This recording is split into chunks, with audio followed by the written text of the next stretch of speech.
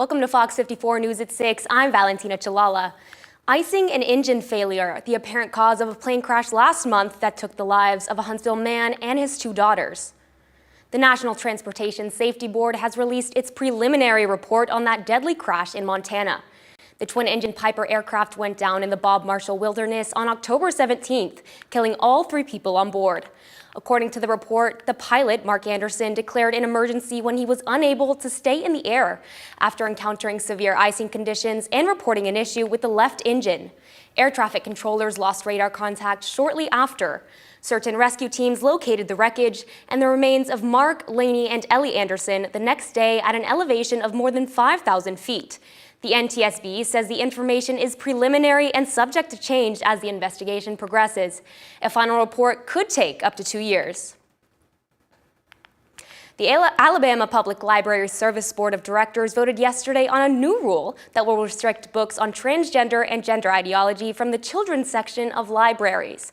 The board received pushback at a public hearing last month when the proposal was made. The shelves of libraries throughout the state are about to change as tons of books are going to be moved or removed entirely. This comes after the Alabama Public Library Service Board, or APLS, voted Thursday to remove books discussing transgender procedures, gender ideology, or the concept of more than 2 biological genders. Advocacy groups throughout the state believe this is an act of censorship and an attack on transgender individuals. Angie Hayden, the co-founder of Read Freely Alabama, says she is concerned as libraries are now going to have to make a tough decision. Librarians are having to basically choose between following the Constitution or receiving their state funding. The vote adds to the board's existing rule that children's sections of the library could not have any materials that are sexually explicit or deemed inappropriate. Board Chair John Wall says the ruling is an effort to put families and parents back in control of content their kids can and can't see. Hayden says her concern goes farther than what can and can't be in the youth section in the library, that it affects other things like education. They are being pressured to remove not just books about transgender people. The latest code changes prior to this about sexual content have meant that sex education materials have had to be removed from young adult sections. During the public hearing last month, those opposing the proposal brought up similar concerns as Hayden, saying the language in the ruling is too broad and that there is too much gray area. The new rule is set to take place in 2026. From Huntsville, Logan Alexander Russell, Fox 54 News. We reached out to Huntsville-Madison County Public Library, who did not wish to comment. We also reached out to Moms for Liberty, but have not heard back yet at this time. I'm joined now by Fox 54's Logan Alexander Russell. So tell me, what are libraries having to do because of this ruling? So basically how it's going to work is any books or material that mentions being transgender, gender ideology, or mentions there being more than 2 biological genders, they will either A, have to be relocated to the adult section in the library, or B, removed from the library entirely. And I assume, this is a very touchy subject. What have advocacy groups been saying?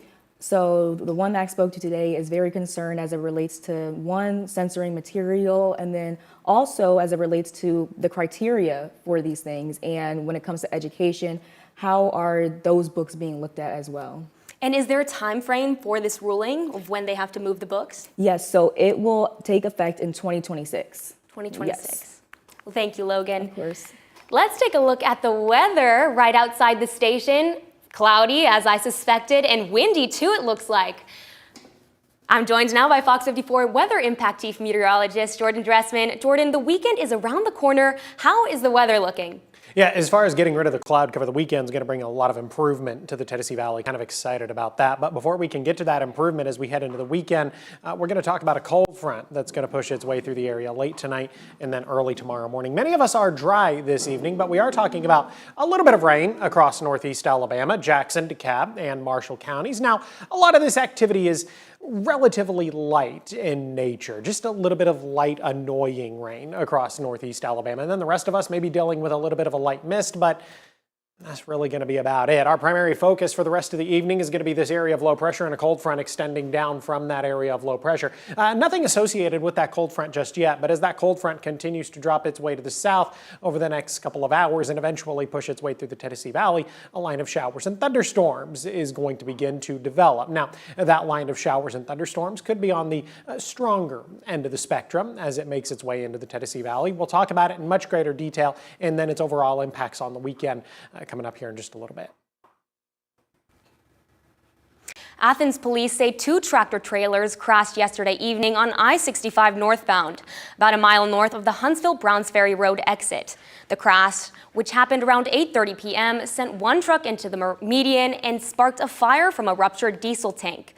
Emergency crews from multiple agencies quickly extinguished the flames, and that truck's driver was taken to a local hospital and expected to be okay. The second truck remained in the slow lane and its driver was unharmed. 2 people arrested today at a residence on Catego Floret Road near Somerville. Deputies with the Morgan County Sheriff's Office say they found Levon Williams of Tony hiding under a mattress. He was taken into custody on a probation revocation warrant for first-degree sexual abuse and also faces charges of resisting arrest and obstruction of governmental operations. Ashley Tatum of Somerville was also arrested on resisting arrest charges and has multiple outstanding warrants with other agencies. A man was arrested by U.S. Marshal in connection with the September shooting on Lodge Road, according to Huntsville police. Authorities say the shooting happened around 3 a.m. on September 15th on the 1300 block of Lodge Road. The victim survived. Investigators with HPD's Violent Crimes Unit identified Douglas Fletcher as a suspect, saying he got into a dispute with the victim before shooting them. Fletcher was located by U.S. Marshals Gulf Coast Regional Fugitive Task Force, was taken to Madison County Jail yesterday on an aggravated assault involving a gun charge. Prosecutors in Limestone County are taking the next steps to revoke the probation of a Killen man previously convicted of impersonating a police officer. A petition filed by District Attorney Brian C.T. Jones earlier this month seeks to reinstate a suspended prison sentence for Robert Sean Bowman, pictured here. The petition alleges Bowman violated the conditions of his probation when he allegedly threatened Deshler High School earlier this month. As first reported by FOX54, Bowman was arrested in Colbert County for allegedly making terrorist threats as part of his protest about the handling of August Borden's case. A judge has set a revocation hearing for December 4th. Bowman faces up to 2 years in jail and still be tried for the alleged threats at Deshler. 3 people are behind bars after a Decatur police investigation uncovered illegal drugs, multiple firearms, and a large sum of cash. The Vice Narcotics Unit carried out the operation yesterday on the 1400 block of First Avenue Southwest, arresting Edwin Ramirez, Rolando Vargas, and Ana Perez. Officers discovered a significant quantity of opiate pills, several firearms, including one modified into a fully automatic weapon, and another reported stolen, as well as vehicles and cash linked to the suspected trafficking operation. All 3 suspects are in the Morgan County Jail, with Ramirez facing charges for converting a pistol into a machine gun. A mother and daughter are behind bars in connection with nearly $39,000 stolen from a local business. According to Florence police, Kimberlyn Reyes transferred $38,000 from Los Hermanos in Florence to her personal account beginning in late October. Investigators say her mother, Claudia Reyes, helped by distracting other employees during the transfer. Both women are charged with first-degree theft of property through wire fraud. They are held at the Lauderdale County Detention Center on a $30,000 bond. An Indiana judge has dismissed a lawsuit filed by a quarry development company against 2 historic Limestone County churches, a pastor, and a local farm. The company Elephants R Us sought $1.6 million, claiming the defendants interfered with a lease agreement.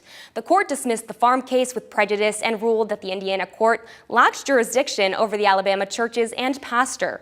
Attorneys and the community leaders called the dismissal a victory for free speech, saying the lawsuit was an attempt to intimidate the churches. You may remember back in September, an equine veterinarian working across multiple states, Dr. Gregory Ford, was arrested on charges out of Lauderdale County for an alleged sexual abuse of a child. Part of an ongoing federal investigation, those original charges have expanded to include sex trafficking. Ford worked at barrel racing events across the Southeast. Originally based out of Texas, he was arrested in Florida in September. Since then, more victims have come forward from states like Illinois, Oklahoma, Kentucky, and Florida. An attorney representing the victims, Spencer Coven, describes the situation in a Fox 54 exclusive interview. Dr. Ford had ingratiated himself and gotten close to the families such that he was a very close friends of all of the parents and grandparents of some of these children. So as a result, it's like trusting an uncle or a relative. And at the end of the day, this was not a stranger to the families. They just didn't know what was going on behind closed doors. And these young girls were too afraid to report it until it came to a head. Whether or not additional charges will be brought on behalf of other victims remains to be seen. But at the end of the day, all of the charges are very interrelated because Dr. Ford was actually doing this to multiple young girls at the same time and telling the young girls that they were the only ones in his life and that he was in love with them and wanted to marry them and wanted to be with them forever, despite the fact that they were in their teens, early teens, and he was in his 50s. Coven says because of multiple text messages and voicemails between Ford and the victims, he's confident about a conviction. After the investigation and any criminal prosecution finish up, Coven says he's going to begin a civil lawsuit against Ford and any other responsible organizations. Coming up, Huntsville's making big moves to improve transportation. New buses, a new parking deck, and road work along Wall Triana Highway could impact your commute. Stay tuned for details. Looking for something fun this weekend? From family crafts and holiday scavengers to book fairs and Santa visits, there's something for everyone. Stay tuned.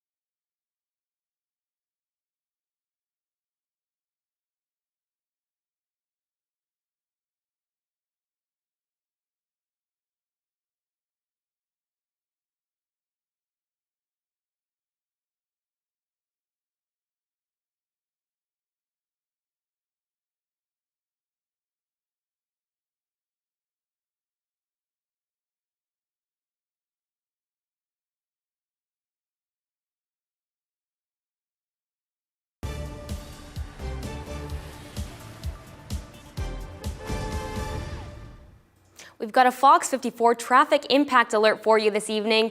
Roadwork is set to start today on Wall Triana Highway, stretching from Highway 72 to south of Gooch Lane. Officials say contractors will be repaving that section from today until Wednesday, with no work planned over the weekend. Drivers are urged to use caution in work areas and to expect possible delays and lane shifts. The city of Huntsville is moving forward with design work on the second phase of improvements to Old Big Cove Road. It covers a 1.5-mile stretch from Claudia Drive to Taylor Road. The project will add lanes, sidewalks, bike lanes, and streetlights. Work will include preliminary engineering, acquiring right-of-way, utility adjustments, and construction.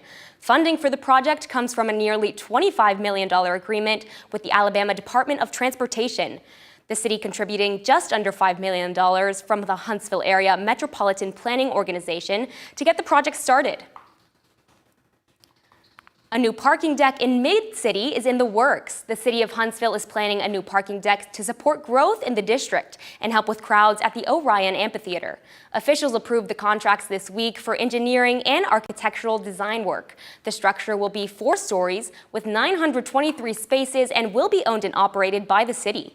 Construction is expected to be done in late 2027 or early 2028 after the design work is done. Huntsville is upgrading its public transit system with 6 new hybrid diesel-electric buses. The U.S. Department of Transportation awarded the city nearly $7 million to replace older buses that have reached the end of their service cycle. City leaders say the new hybrids will run cleaner, use less fuel, and cut down on maintenance. The total project cost is about $7.1 million, with Huntsville covering the remaining share.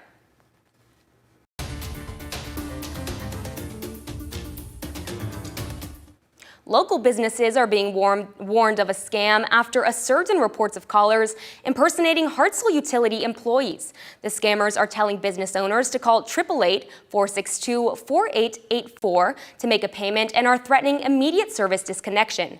Hartselle Utilities says these calls are a scam. They follow a process for overdue accounts, sending the first notice by mail and calling about a week later. Service is never cut off immediately. Officials urge businesses to stay alert and report suspicious activity, and customers with questions should call 256-773-3340. Huntsville Skating in the Park returns. Grab hot chocolate, rent skates, and hit the ice, all for a good cause. More coming up.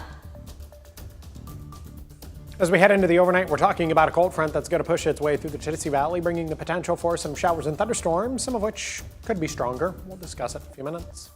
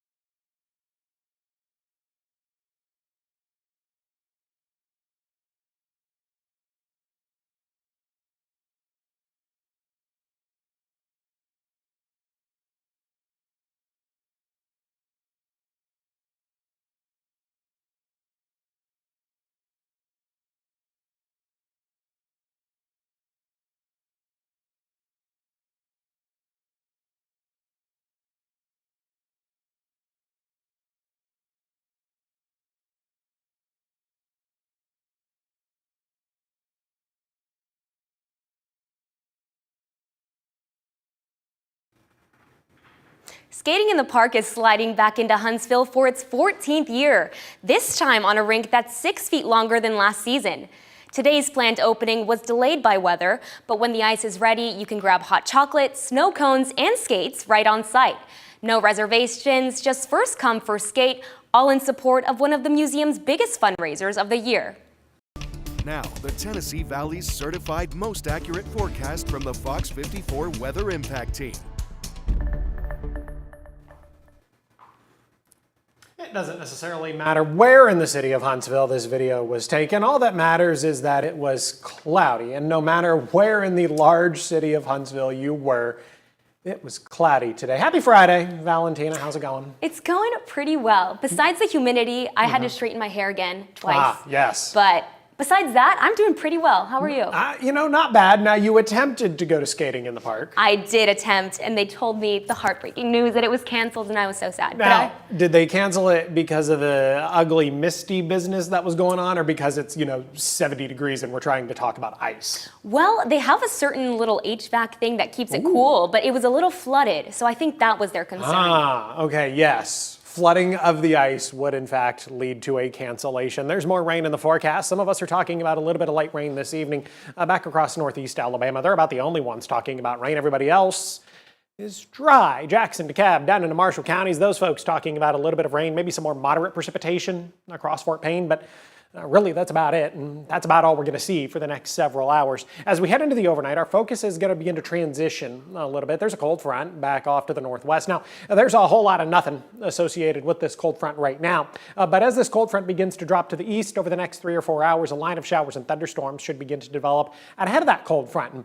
those showers and thunderstorms are eventually going to push their way into the Tennessee Valley, and when they do, they could pack a bit of a punch. We are talking about the chance for some stronger, more marginally severe thunderstorms, but the chance overall for any sort of severe weather is incredibly low. Remember that Friday we had in late October where there was a small chance for severe weather? A tornado watch ended up getting issued. Nothing ever happened.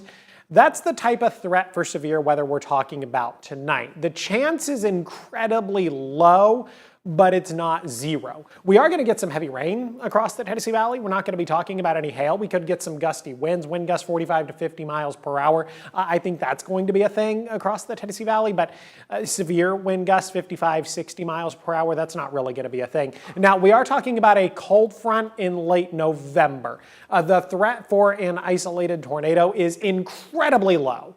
Incredibly low. It's basically zero, but it's not zero. The atmospheric dynamics at play here really just aren't there to support any sort of tornadic development. And if something were to happen, and it's a really big if, it would be a really weak spin up that maybe only survives for a radar scan, maybe 2 at the most, and radar scans come out every 1 or 2 minutes. Here's Futurecast as we head into 10 o'clock tonight. We're dry across the area. Still relatively dry 1 o'clock in the morning, but some showers and thunderstorms are beginning to develop across northwest Alabama, Lauderdale, Colbert, down into Franklin County. That activity continues to push its way to the east to 3 o'clock in the morning. Now we're talking about some storms across the I-65 corridor and up across southern Middle Tennessee. Within these, we could get some pockets of heavier rain, maybe some gusty winds develop across the area. Continues to push to the east 4 or 5 o'clock in the morning, 8, 9 o'clock in the morning. Now we're dry. Now we're beginning to lose a lot of the cloud cover, and we're actually going to get to enjoy a fair amount of sunshine. Next chance of rain comes as we head into your Tuesday, associated with another cold front. Widespread showers and thunderstorms are going to move into the area. Lingering chance of showers on Wednesday. Does look like we are going to be dry for Thanksgiving and Black Friday.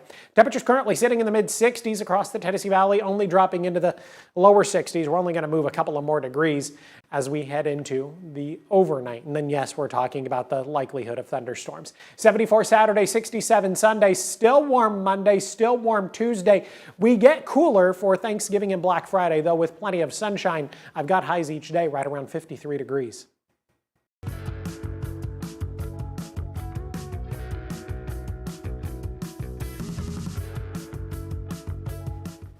Looking for a way to enjoy your weekend? Well, you are in luck. We've got a couple of events for you. Thanks, a Gratitude Palooza takes place at the North Huntsville Library tomorrow from 10:30 a.m. to 12 p.m. Families can create cards, bracelets, bookmarks, and more to give their loved ones this Thanksgiving. The event is free, and you can even enjoy hot apple cider and a sweet treat. Book lovers can get in the Thanksgiving spirit, too, at the Gobble Gobble Hay Zine and Small Press Fest at Low Mill. The free literacy event market starts at 11 a.m. tomorrow and features comics, zines, bookmaking arts, and more. Guests can even meet with artists, authors, and publishers. Santa has come to town and he'll be at the Harrison Brothers Hardware tomorrow. The big guy will spread Christmas cheer and listen to wish lists from all the kiddos. You don't want to miss out on the Elf on a Shelf scavenger hunt. The event is free and runs from 10 a.m. to 12 p.m. Of course, if none of these events are your style, go to FOX54.com for a full list of weekend events across the Tennessee Valley. Sam Shade and the Alabama A&M Bulldogs wrapping up their 2025 campaign with a trip to Houston this weekend. We'll talk to the head coach of the Bulldogs next in sports.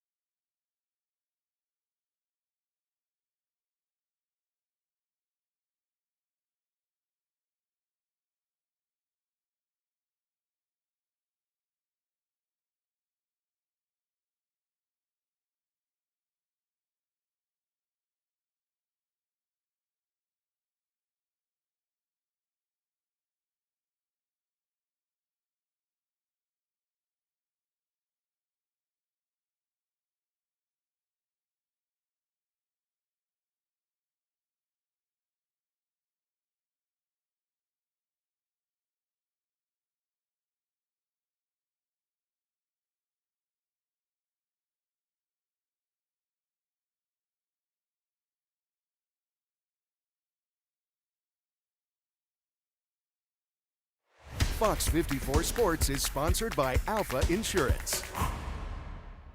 The regular season finale for the 2025 Alabama A&M football team is drawing near.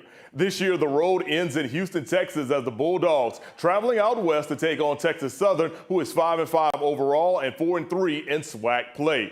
Looking back at the year for Alabama A&M, the team got off to a great start, beginning the season at 3-1. But injuries, tough close losses, and then 3 blowouts have turned a once promising season into a disappointing one and a 1-6 SWAC record heading into the final game of the year. Still, head coach Sam Shade says he's seen the fundamentals of a strong program being built, and he hopes to retain much of this year's coaching staff for next season. Some of our position groups, like I said, the injury bug really bit them big time. So, I felt like some of our coaches, weren't quite working with top guys to go against some of the competition that we were going against at times during the season. I will still evaluate, but, for the most part, I don't think this is a season where you could really make an evaluation on a coach and say, well, hey, he just wasn't getting the job done. The Bulldogs and Texas Southern will go toe-to-toe in H-Town this weekend. Kickoff on Saturday is set for 2 p.m. You can catch the game live via HBCU Go. And that'll do it for Fox 54 Sports. I'm Mo Carter. Let's send it back to the desk. Coming up tonight at 9, Fox 54 spoke exclusively with Alabama Attorney General Steve Marshall on his thoughts about Colorado's lawsuit against the Space Command move to the Rocket City. And an exclusive interview with a family friend of David Barnes, a Huntsville native imprisoned in Russia. And coming up at 9, a judge throws out $1 million lawsuit tied to a quarry dispute in Bellamina. Our Gabe Glassman will have all the details. Austrian daredevil Peter Salzman pulled off a world first in the Canary Islands, soaring in a wingsuit without an engine and using only rising air to stay aloft. For 160 seconds, Salzman glided along a mountain ridge, even gaining altitude, something only birds and gliders could do until now. His secret is a custom foil wing that lets him ride the wind like nature's best flyers. And yes, he stuck the landing. Yeah, weather's cool, but not cool enough for me to ever want to do that. I have had dreams of myself flying. I don't know if I'd like to do it in real life. Have you ever jumped out of a plane, like just skydived? No, but I want to. I've always wanted to. Should we? We can go do it in Coleman. Let's go do it. All right, this just in. Valentina and Jordan are going to go